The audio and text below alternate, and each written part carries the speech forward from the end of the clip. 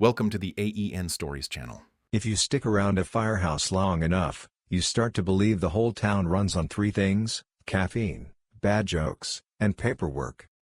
The caffeine keeps us awake. The jokes keep us from going crazy. The paperwork exists purely to make sure nobody ever believes we do anything right the first time. My name's Jake Donnelly.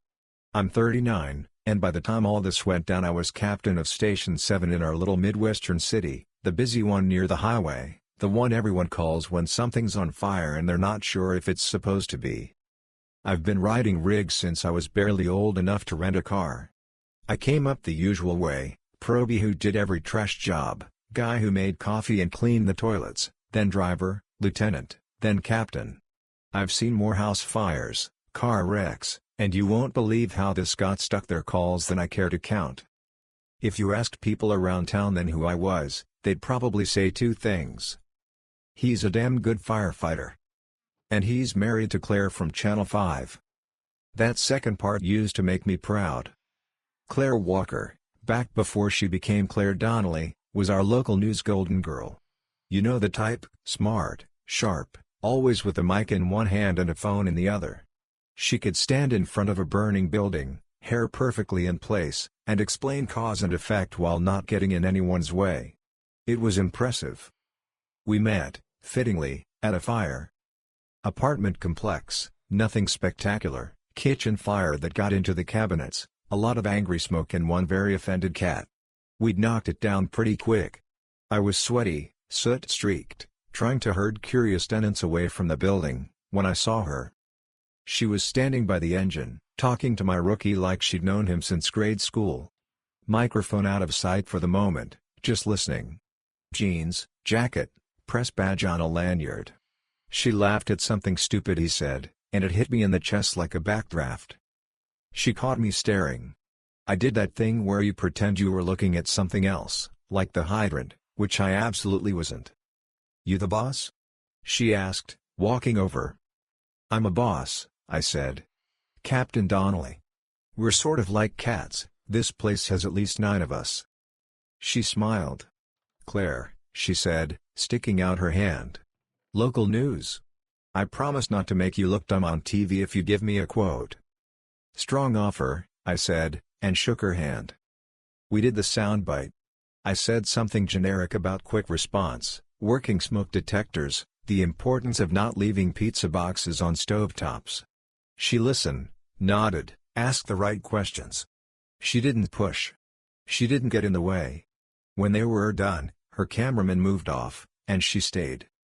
"So," she said, "off the record, do you guys actually like those big pancake breakfasts everybody thinks you're always having? Or is that just TV?" "We're equal opportunity eaters," I said. "Pancakes, tacos, anything that fits in a takeout container. Half of this job is calories." She laughed again. "Maybe I should do a feature on that. Firefighters, powered by syrup." "You'd get my full cooperation," I said. "Purely in the interest of public education." We went on a date 3 days later. It was supposed to be quick coffee. It turned into 4 hours of talking in a diner, refills of bad coffee, and me trying to explain why grown men willingly run into buildings everyone else runs out of. She told me about journalism school, about fighting to be taken seriously in a market full of weather fluff and small-town charm stories. She didn't want to be the reporter who only got to cover cat shows and ribbon cuttings. She wanted to break real stories. We fell in love fast. Firefighters and reporters have similar wiring. We're adrenaline junkies, information addicts, a little too comfortable around chaos. The schedules were rough, my 24s, her late-night segments, but we made it work. When we got married, half the fire department showed up in dress blues, and the other half watched the live stream because her station insisted on filming it for a local interest segment. We walked out of the church under a double row of polished axes, and I thought, this is it. I've got the best damn life I could have imagined. For a while, it lived up to the trailer. Claire loved the stories I told.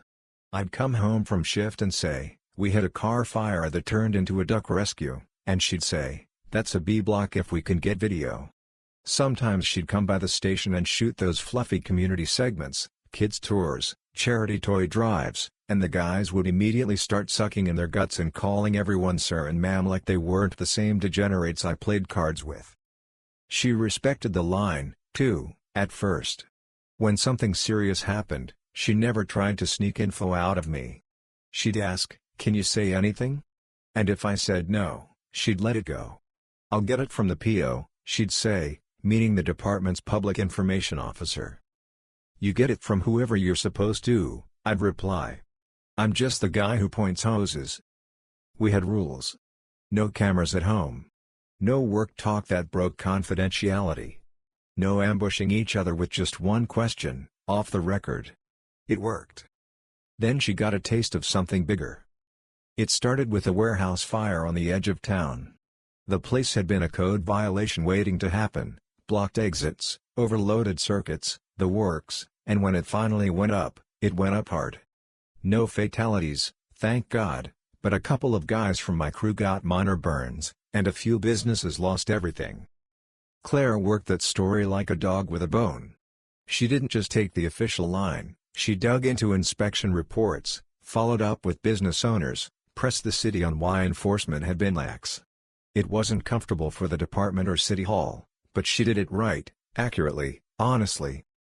The piece ran in 3 parts on the evening news. They used footage of my guys dragging lines through smoke and shots of city officials avoiding her questions in hallways. It wasn't pretty. And it won her an award.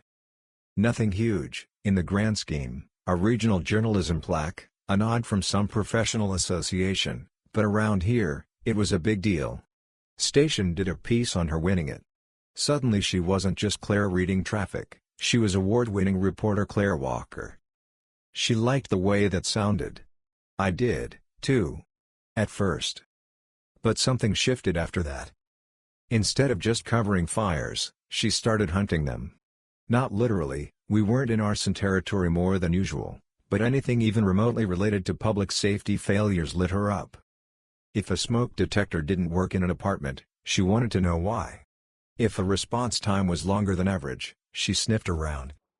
Again, none of that was wrong. Accountability is important. We're paid with tax dollars, people have the right to know what we're doing. The problem wasn't that she questioned things. It was what she was willing to do to get a story when the facts weren't dramatic enough. I started noticing questions that didn't feel like questions anymore.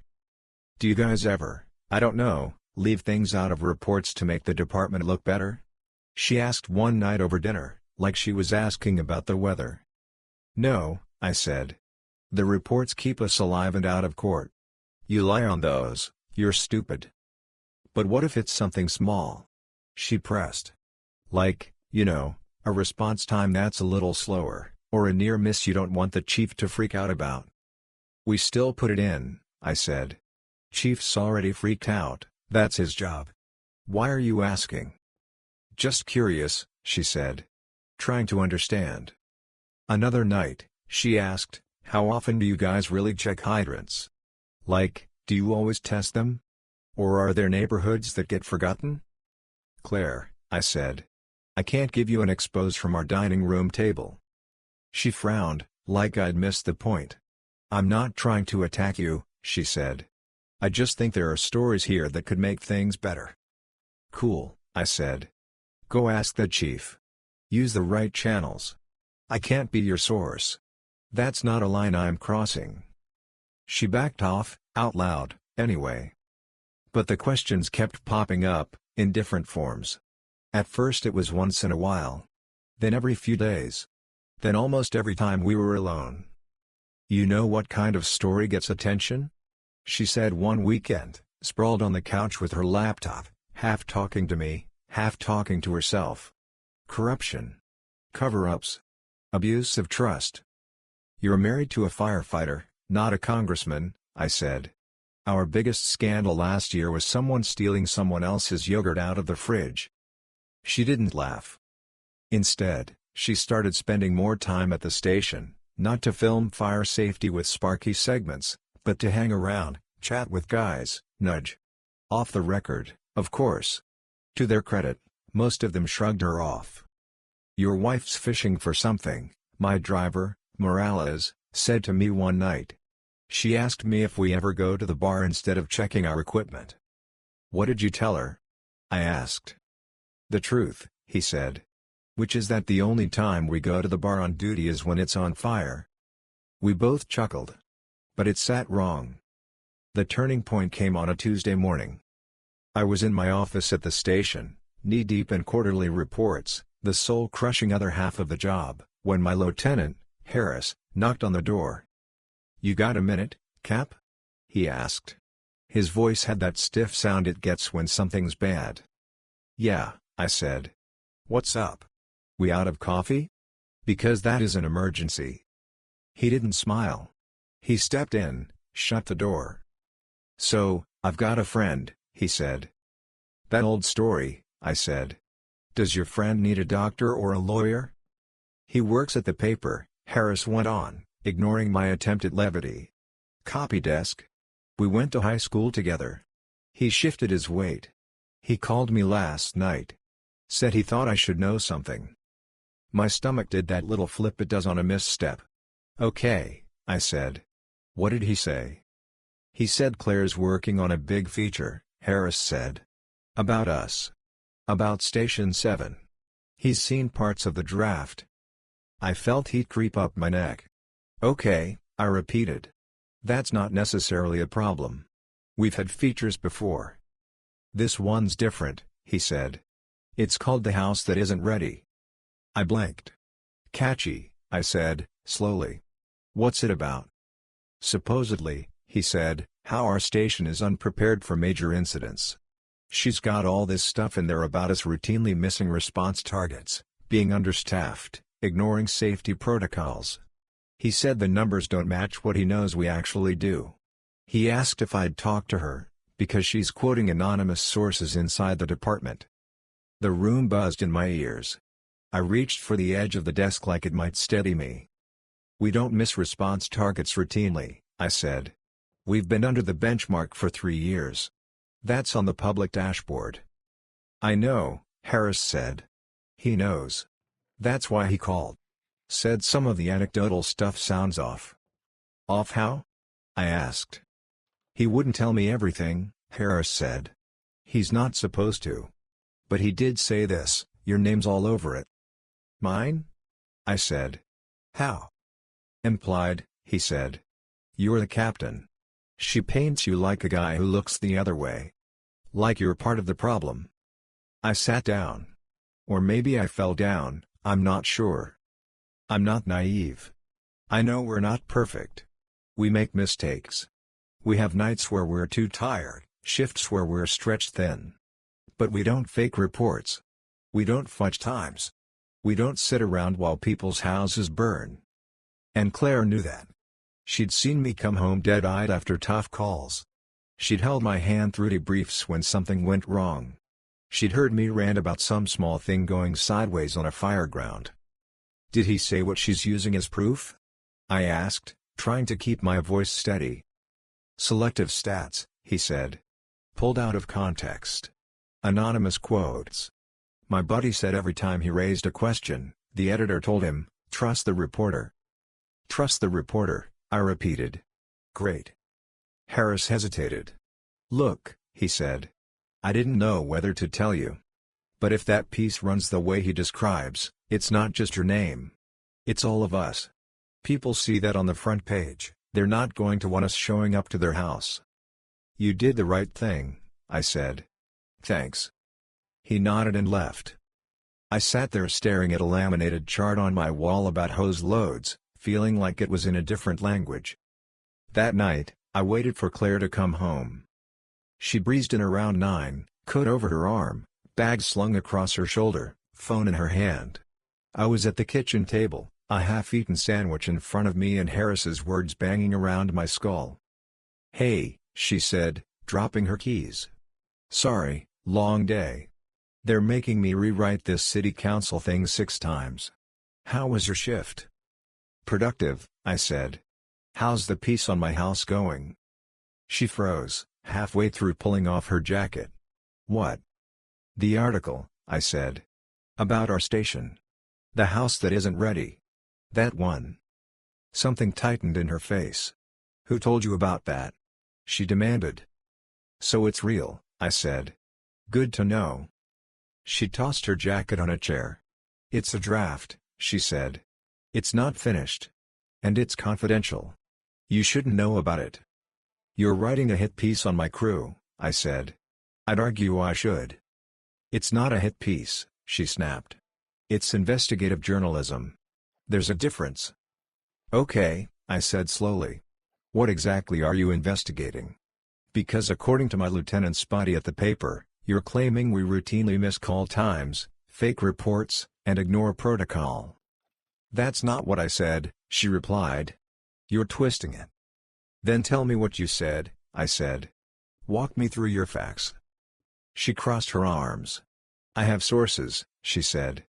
From inside the department. People who told me things off the record because they're scared of retaliation.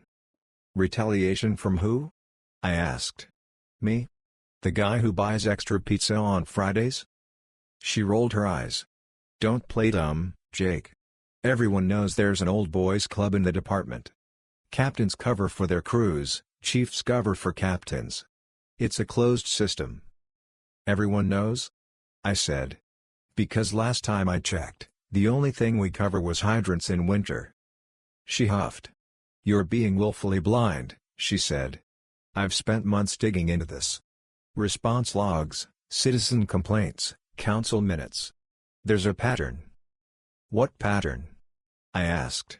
We're busier than we should be because the city won't fund another station? Welcome to America. She leaned forward, voice low and intense. There are calls where the times don't add up, she said. Reports that look like they've been smoothed over. Residents who say they waited 15 minutes for a truck when the log says 5. Guys who told me off the record that it's just how things are done. I'm going to say this once, I said. We don't fake our logs. You don't, she said. But you also don't ask too many questions when they look good. Because it reflects well on you. That's a strong accusation, I said. You got proof? Her eyes flashed. My job is to ask questions and present what I find, she said. Your job is to keep your people safe. If my reporting makes the department uncomfortable, that doesn't mean it's wrong. I'm not afraid of scrutiny, I said. I'm afraid of lies. If there are genuine issues, bring them up. Let's fix them. But don't cherry-pick one delayed response to a call on the far edge of the district at rush hour and act like that's our norm. You sound defensive, she said. I sound like someone who actually rides those trucks, I replied. Claire, this isn't about winning some argument. You're messing with people's trust. You put my guys' faces under a headline that says we're not ready, and the next time somebody's house is on fire, they're going to wonder if we're even going to show up. Maybe they should wonder, she said. Maybe it'll make the city take funding and oversight seriously. And you, I said quietly. What do you get? She hesitated just a second too long. A good story, she said finally. The truth. The truth, I repeated. Is that what you're writing? Because right now it sounds a lot like what you think will win you another plaque. My ambition offends you now? She shot back. You love it when I was just doing cute dog stories at the station. But the second I start doing real journalism. This isn't about dogs, I said. It's about you using my house as a stepping stone. Her jaw set. You're not thinking straight, she said. You're too close to it. You can't see the larger picture. That's why there are ethics rules. That's why you're not my source. Ethics, I said, and actually laughed. Okay. Let's talk ethics then. Because threatening to smear your own husband's crew with half-truths feels I don't know, off-script for the Society of Professional Journalists. She stepped closer, eyes hard.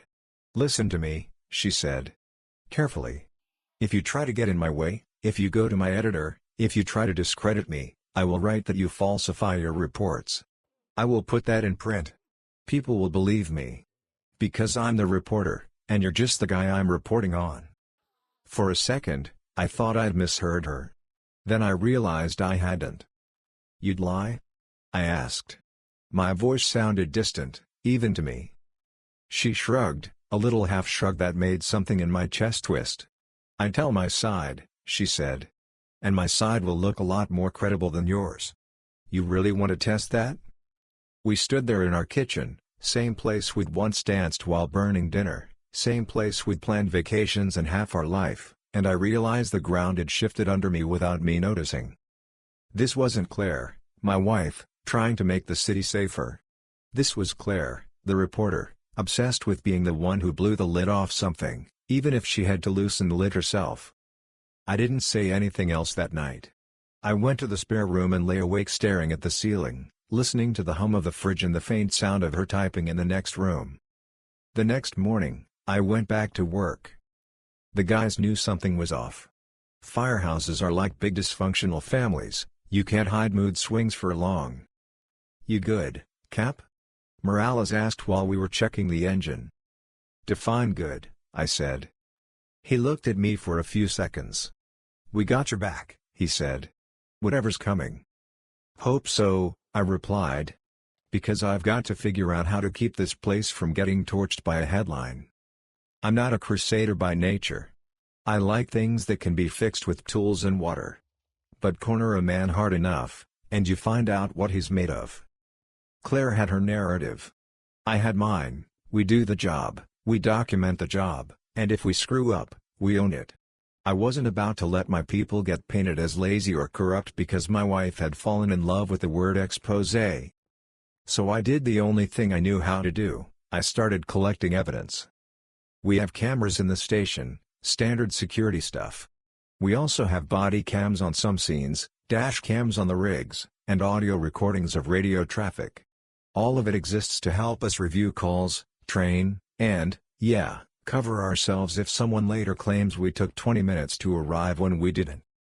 With the chief's approval, after a very careful conversation with him and the city attorney, I and a couple of trusted officers pulled call logs, video, and radio tapes for the last 6 months' worth of incidents at Station 7 that Claire seemed interested in.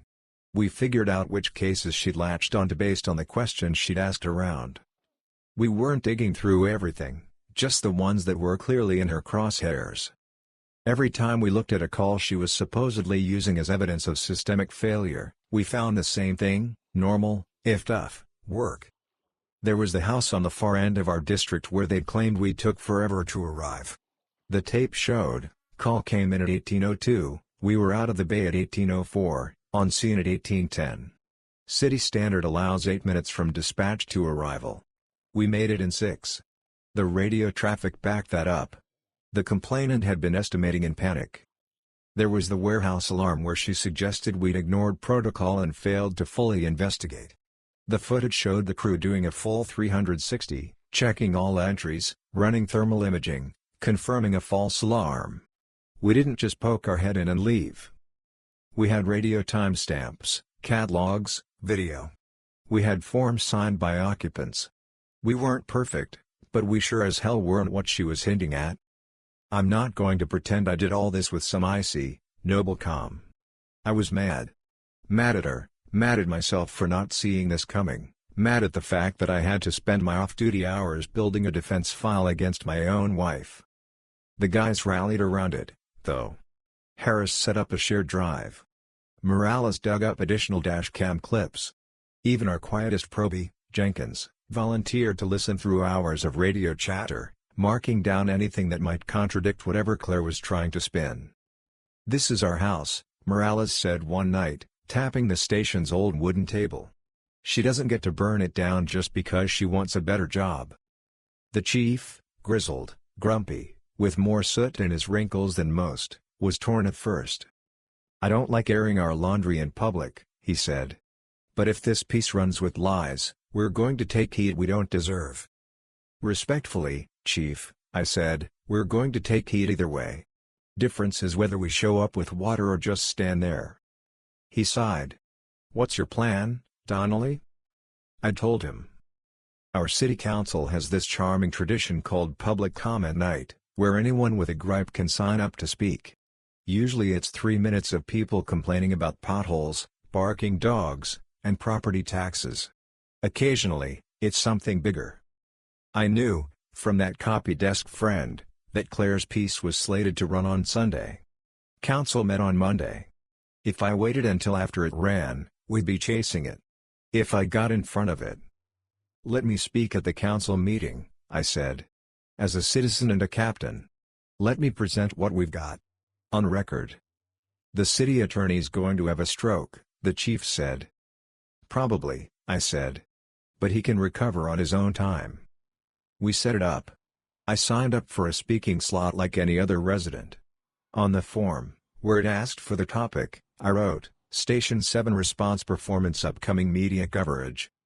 That alone made a few eyebrows go up. I didn't tell Claire. I'm not sure if that makes me petty or just tired. The night of the council meeting, the chambers were more crowded than usual. Word had gotten around, small towns are like that. Some people were there because they'd heard about the fire department scandal. Others because they'd seen the teaser at the end of Claire's broadcast the night before, tomorrow, a special investigation into whether your fire department is ready when you need them. She hadn't used my station's name, but everyone with half a brain could read between the lines. She was there too, sitting near the front with her cameraman, prominently displaying her press badge. When I walked in, her eyes widened just a fraction. Then her expression slid into neutral anchor face. I nodded at her. Just once. Then I sat in the section reserved for citizens. After an eternity of budget updates and zoning debates, they opened the floor for public comment. First up, Captain Donnelly, Station 7, the clerk called. I walked to the podium in my dress uniform, not because I wanted to be dramatic, but because I wanted people to see exactly who was talking. The good suit was at the cleaners anyway. I adjusted the mic. The feedback squealed once and then settled. My name's Jake Donnelly, I said. I'm a resident of the city, and I have the honor of serving as captain of Fire Station 7. A couple of people in the crowd nodded. One of the counselors, who I'd pulled out of a fender bender once, gave me a tight smile. I'm here tonight, I went on, because there's a story about to be told about my house, my station, that doesn't match the one I live in. A murmur went through the room. I didn't look at Claire. I could feel her eyes on me like heat from a doorway. In the last few months, I said, a reporter has been working on a piece suggesting that Station 7 is routinely unprepared, that we miss calls, that we fudge our reports. I can't speak to what's in that article yet. I haven't been allowed to see it. But I can speak to what we actually do, and I've brought some receipts. Behind me, on a laptop plugged into the room's projector, thank you, Harris, we queued up a slide. First, I said, pointing to the screen, this is the city's own public data. Over the last 3 years, Station 7 has met or exceeded the 8-minute response standard on 92% of our calls. That's not my number. That's pulled from our computer-aided dispatch logs, which the city publishes. Are we perfect? No. But we don't routinely miss. I clicked. Next slide. Second, I said. Here are some clips from calls that have been discussed as examples of our supposed failures. We played a snippet from that Far District house fire. The timestamps were clear: dispatch, en route, arrival. The video showed us rolling up, pulling lines, getting water on the fire. No dawdling. No detours. We played a segment from the warehouse alarm, showing thermal scans, radio traffic confirming a thorough check. At each clip, I kept my narration simple. No spin. Just context. There's a difference, I said, between how long something feels when your kitchen is full of smoke and how long it actually takes to get a fully staffed engine through lights and traffic. We understand that fear. We don't dismiss it. But we also don't lie about what we did. I took a breath. The room was quiet now. Even the counselors had stopped fidgeting with their pens. I don't stand here saying we're beyond criticism, I said. If our response times are slipping, we need to address that. If we're understaffed, this council needs to hear it. If someone in my house cuts corners, I want to know so I can fix it. I let my gaze flick briefly to Claire. What I can't accept, I continued, is a narrative being built on half-truths and selective anecdotes. Because that doesn't just hurt my crew's reputation. It hurts public trust. And when your house is on fire, I want you focused on getting out, not wondering if the guys coming to help you are the ones from that article. I stepped back from the mic. "Thank you," I said. "For your time." The council chair, a guy who permanently looks like he's halfway through an ulcer, cleared his throat. "Thank you, Captain Donnelly," he said. "Do any council members have questions?" One did. "Captain," she said, adjusting her glasses. "Are you accusing the reporter of fabrication?" I chose my words carefully. "I'm saying some of the claims I've heard about the piece don't line up with the verifiable record," I said. "I'm saying we have evidence that contradicts the idea that Station 7 is systematically unready. As for what's in the article, I guess we'll all see when it runs. Provided it ever got that far." Marlene, you remember our local print bulldog from the other story, was in the back, scribbling furiously. So was the city attorney, shooting me a look that said, "We are going to have a long talk about this tomorrow." When the meeting adjourned, people swarmed. Some came up to clap me on the back. "We know you boys do good work," one older man said. Article or no article. A woman I recognized from a house fire years ago hugged me so hard my ribs creaked. Claire didn't approach me. She hurried out with her cameraman, jaw set, phone already in her hand. The next day was interesting. Word got around the newsroom. My little performance at council had, as they say, shifted the narrative. The editor-in-chief called Claire into his office.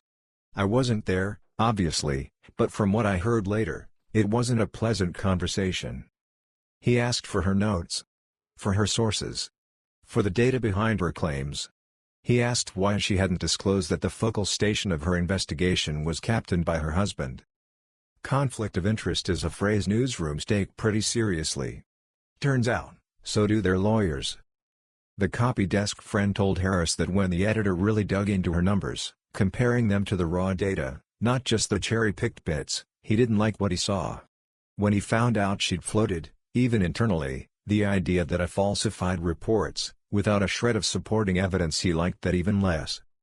By midweek, the story was officially on hold. Then it was under internal review. Then, quietly, it was killed. Not revised, not re-angled. Killed. The station didn't run a retraction, because the piece never aired. But people knew. If you were paying attention, you could read it in the way they shifted their coverage. Suddenly more profiles of firefighters rescuing kittens than asking whether we knew what end of the hose to hold. For Claire, there were consequences. The station launched its own ethics review. Corporate got involved. Weirdly, my council speech made their job both easier and harder. Easier because it brought everything out in the open. Harder because it meant the whole mess was now public drama instead of something they could quietly sweep under the editing room rug. They looked at her past pieces. Most were solid. She's good at what she does. But in this one, she'd cross lines, confirmation bias, lack of disclosure, threat of making up accusations against a primary subject. Threatened to lie in an argument at home, it's ugly. Threatened to lie as a journalist, it's a liability.